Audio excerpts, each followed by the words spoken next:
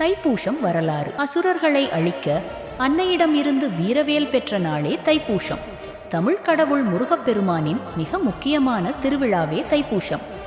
தை மாதத்தில் 27 நட்சத்திரங்களில் 8வது நட்சத்திரமான பூசம் வரும் புண்ணிய நாளில் இந்த விழா கொண்டாடப்படுகிறது. பெரும்பாலும் நிறைமதி நாளில் வரும் தைப்பூசம் முருகனுக்கே உரிய விசேஷ தினம். இந்த நாளில் பக்தர்கள் காவடி, பால்குடம் போன்ற நேர்த்திக்கடன்களை செலுத்துகிறார்கள். தேவர்களும் அசுரர்களும் போரிட்ட போது அசுரர்களை அழிக்க முடியாமல் தேவர்கள் சிவபெருமானிடம் முறையிட்டனர்.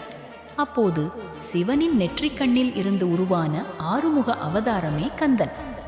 அன்னையான பார்வதி தேவி பழனி மலையில் முருகனுக்கு ஞானவேல் வழங்கிய நாளே தைப்பூசம்.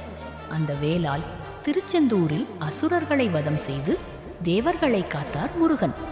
வேலை வழிபட்டால் தீய சக்திகள் விலகி நல்லருள் கிடைக்கும் என்பது ஐதீகம். அதனால்தான் உலகெங்கிலும் உள்ள தமிழர்கள் தைப்பூசத்தை மிகச் சிறப்பாக கொண்டாடுகிறார்கள். ஓம் சரவணபவா.